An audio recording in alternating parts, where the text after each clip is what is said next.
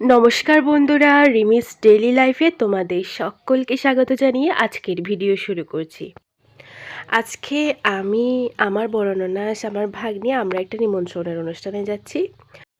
অনুষ্ঠানটা আমাদের বাড়ি থেকে খুব কাছে, বেশিক্ষণ লাগবে না, তাই একটু বেলা করে বের হলাম। এই তো মিষ্টি নিলাম ওনাদের জন্য।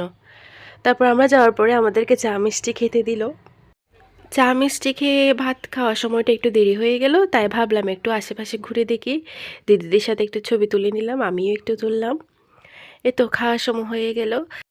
মেনুতে ছিল সাদা ভাত, মুগ ডাল, আর একটা চিংড়ি মাছের সবজি, আর একটা ছিল যে ওল কচু দিয়ে মাছের মাথা দিয়ে তরকারি, তারপরে মাছ, এটা পুকুরের মাছ, মাছটা খেতে ভালোই ছিল।